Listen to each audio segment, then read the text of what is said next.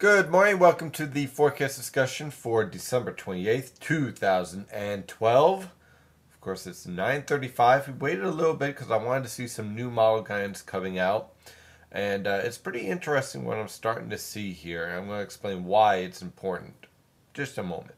But first, let's talk about the observations throughout the region. We're ranging from the mid to upper 20s over the interior to the upper 20s to lower 30s along the coast. Clearly, a very chilly morning is in place, and as we move forward in time, these temperatures could actually be high temperatures by this time next week. So we're definitely moving into a much colder weather pattern. We have winds from the northwest anywhere from 5 to 15 miles per hour, producing a wind chill anywhere from the upper teens to the mid 20s. So bundle up out there. It's going to be pretty chilly today.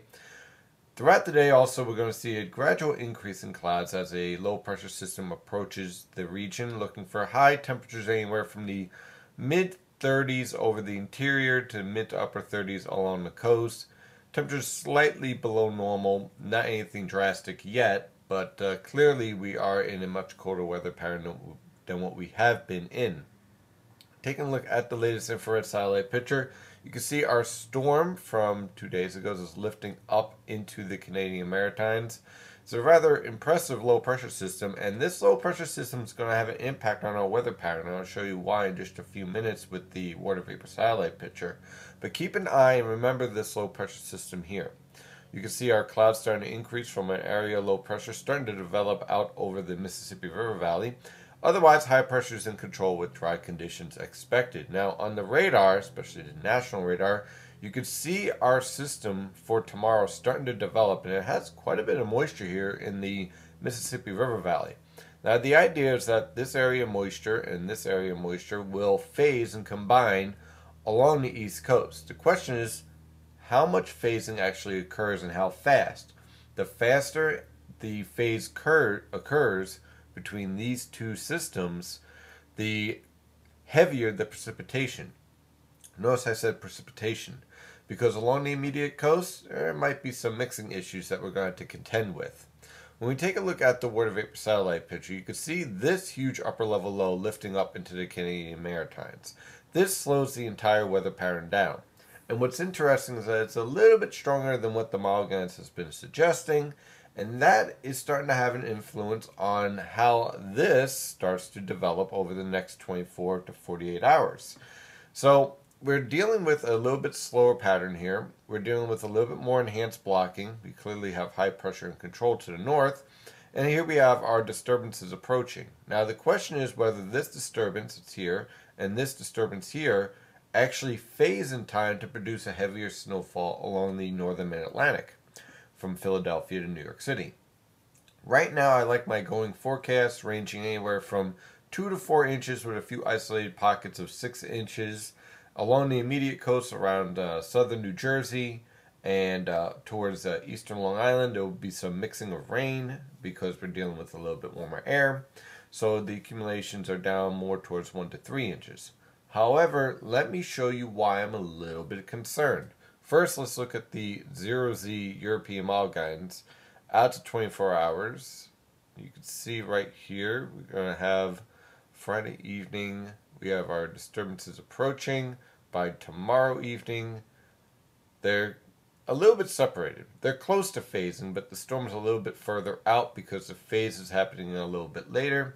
And so therefore, the first portion of this storm is able to get out over the Atlantic a little bit further, and so as a result we're on the edge of this steady precipitation.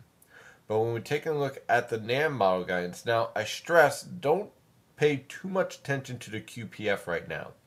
The NAM tends to overdo the QPF or precipitation output just a bit, and so as a result don't get fooled by it. The key point to keep an eye on is this right here. Here we are this morning.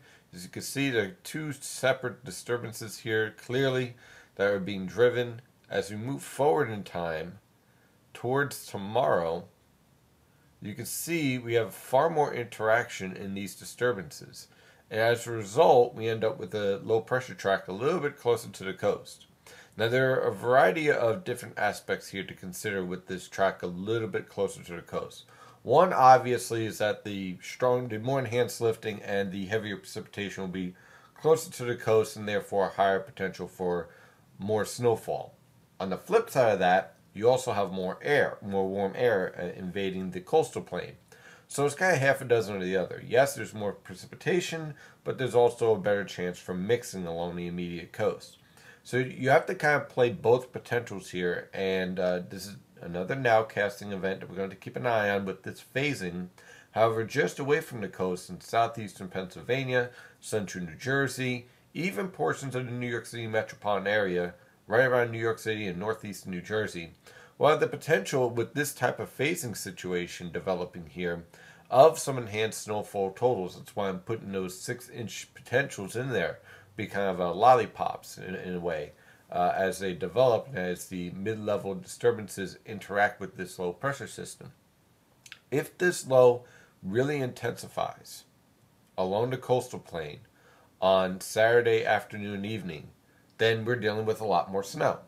Right now, I don't think that's going to happen, but the models are trending closer and closer to this phase happening. Beforehand, we were about 12 hours away, separation between these two disturbances. Yesterday, we were down to 6. Now we're down to anywhere between 3 to 4 hours separation, where New England gets pounded, but the northern Mid-Atlantic gets a light to moderate snowfall. We're talking 3 hours. 3-hour error in these models is not huge, and so as a result, we're going to have to keep an eye on this storm. So looking at the rest of the forecast here, again, this storm lifts out. I'm looking for a start time tomorrow morning, anywhere around 6 to 9 a.m. There could be a little bit of delay because we'll probably be dealing with some virga, which is basically snow falling through the atmosphere and drying, evaporating before reaching the ground because of the dry air. That snow is going to continue on through the evening. I'll have my snow map up in just a second to show you where I'm thinking we're going with this. Again, the low pressure system exits. High pressure is in control for Sunday, Monday, Tuesday.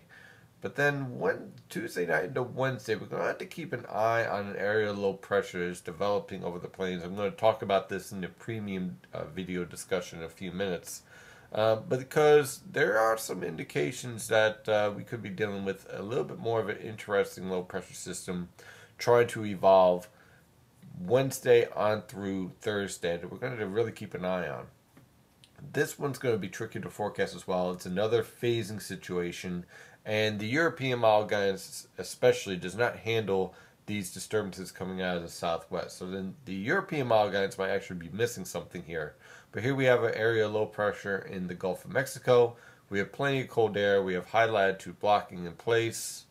The question is this getting suppressed or does this ride up the coast?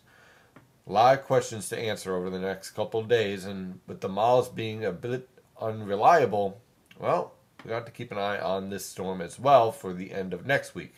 I will say this, it's going to get very cold, so all these questions about when's winter coming, when's the cold air coming, you're going to get what you've been looking for, and unfortunately many of you are not going to like it, as temperatures are going to be basically highs in the 20s and lower 30s as we approach the end of next week. So, looks like a new year is going to be ringing in very, very cold. Taking a look at the snow map again for right now, here's what I basically have. We're right along the coast of southern New Jersey from basically Brick on south through Cape May in portions of southern New Jersey and over towards eastern Long Island. I'm looking anywhere from 1 to 3 inches of snow for the most part. The snow will be mixing with rain. Looking at a start time from 6 a.m. through 10 p.m. tomorrow. Again, if the precipitation is heavier and you get stronger lifting, these snowfall totals go up. So just keep that in mind as we go through the next 24 hours. A little bit further inland, again, this covers almost everyone else throughout the metropolitan area. Anywhere from 2 to 4 inches of snow, about the same start time. And let me show you exactly where I think the best potential for this snowfall is going to be, for the heavier snowfall. Let me zoom in over here. Gotta love Google Maps. Here we are. Okay, so basically from, let's say, Reading and Lancaster through Philadelphia, Trenton, Monmouth and Mercer and Middlesex counties through Staten Island and New York, Yonkers as well, all of northeastern New Jersey. This area right here, okay? This area will have the potential to see enhanced banding and as a result the potential for up to 6 inches of snow. Again, This all depends on how these disturbances interact. So we're going to keep an eye on that as we move forward over the next 24 hours. Very volatile situation unfolding here, and something we're going to keep an eye on.